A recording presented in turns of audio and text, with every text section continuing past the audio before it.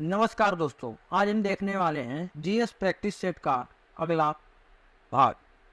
तो इसमें पहला प्रश्न है, कंबोडिया के प्रधानमंत्री कौन हैं जिन्होंने हाल ही में इस्तीफा देने का फैसला किया? तो इसका सही आंसर है हुन सेन, ऑप्शन ए। अगला प्रश्न है, सही कथनों का चयन करें। पहला है, ईरान औपचारिक रूप से एससीओ का पूर्ण रूप से सदस्य बन गया है। और दूसरा ऑप्शन है, एससीओ का गठन वर्ष 2001 में 6 सदस्य देशों के साथ किया गया। तो इसका ऑप्शन सही है ऑप्शन सी, ए और दोनों ही सही है। अगला प्रश्न है, किस अफ्रीकी देश में सेना ने तख्ता पलट में राष्ट्रपति को पद से हटा दिया है? तो यह देश है ऑप्शन डी, नाइजर। अगला प्रश्न है, फ्रांस ने स्वच्छ ऊर्जा में तेजी से संक्रमण के लिए किस देश के साथ सहयोग किया है? तो यह किया है संयुक्त अरब अमीरात के साथ। अगला प्रश्न है, 8वीं भारत ऑस्ट्रेलिया रक्षा नीति वार्ता कहाँ आयोजित की गई थी? तो यह की गई थी ऑप्शन सी, कैनबरा में। अगला प्रश्न है, अमेरिकी नौसेना की पहली महिला प्रमुख के रूप में किसे नामित किया गया है? तो इसका सही आंसर है ऑप्शन डी, लिसा फ्रांसेटी। अगला प्रश्न है, दिवंगत प्रधानमंत्री इंदिरा गांधी के बाद संयुक्त अरब अमीरात का दौरा करने वाले पहले भारतीय प्रधानमंत्री कौन है? तो यह है नरेंद्र मोदी। अगला प्रश्न है, जेन्स स्टोल्टेनबर्ग की लगातार तीसरी बार किस समूह के प्रमुख के रूप में चुना गया है? इनको तीसरी बार किसके प्रमुख के रूप में चुना गया है? तो यह चुना गया है नाटो के प्रमुख के रूप में। अगला प्रश्न है, भारत ने अर्धचालक पारिस्थितिकी तंत्र के संयुक्त विकास के लिए किस देश के साथ एक समझौते पर हस्ताक्षर किए? तो यह देश है जापान, ऑप्शन बी। अगला प्रश्न है, जंजीबार जहां पहला आईआईटी ग्लोबल कैंपस स्थापित किया जाना है किस देश में स्थित है? तो यह स्थित है तंजानिया। अगला प्रश्न है, संयुक्त राष्ट्र के आंकड़ों के अनुसार भारत ने पिछले 15 वर्षों में कितने लोगों को गरीबी से बाहर निकाला है?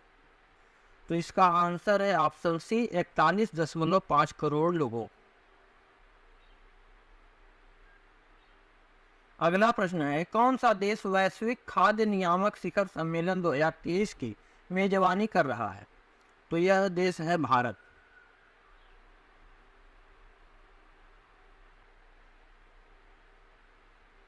अगला प्रश्न है, किस संगठन ने ओजोन यूवी बुलेटिन जारी किया है?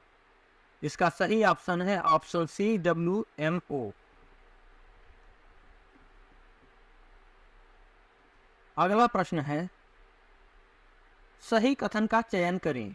इसके ऑप्शन है, पहला ऑप्शन है, बांग्लादेश और भारत ने रुपए में व्यापार लेन देन शुरू किया है।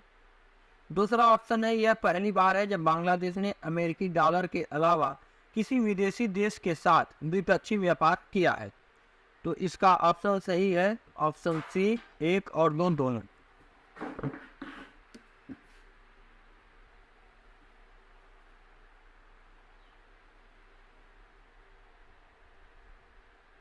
अगला प्रश्न है, ग्लोबल पीस इंडेक्स 2023 के अनुसार दुनिया का सबसे शांतिपूर्ण देश कौन सा है? तो यह है ऑप्शन डी, आइसलैंड। अगला प्रश्न है, किस देश ने लिंग परिवर्तन और ट्रांसजेंडर विवाह पर प्रतिबंध लगा दिया है? तो यह देश है रूस। अगला प्रश्न है, भारतीय कंपनियों को किस संस्थान के माध्यम से विदेशी एक्सचेंजों पर सूचीबद्ध होने की अनुमति दी गई है? तो इसका सही आंसर है ऑप्शन बी, IFSC।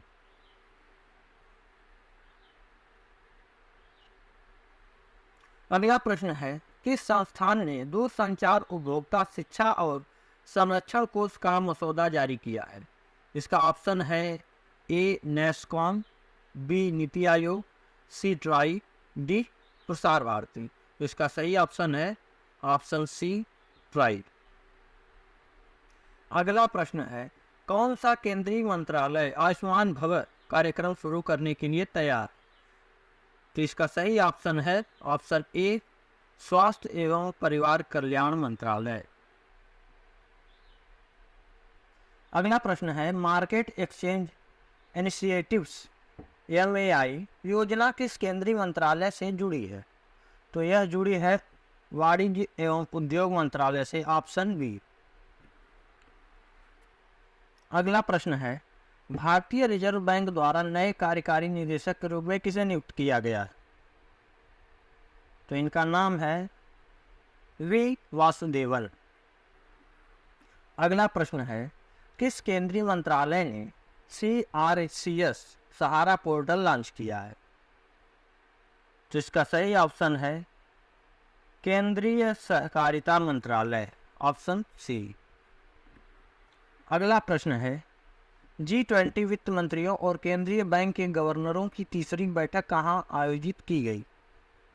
तो इसका सही ऑप्शन है ऑप्शन सी गांधीनगर।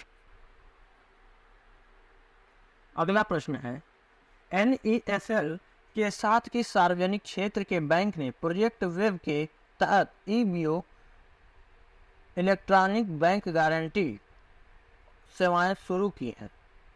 तो इसका सही आंसर है इंडियन बैंक। अगला प्रश्न है, कौन सा संस्थान फिनफ्लुएंसर्स पर एक परामर्श पत्र जारी करने के लिए तैयार है? तो यह है, इसका सही ऑप्शन है ऑप्शन सी स्वयं।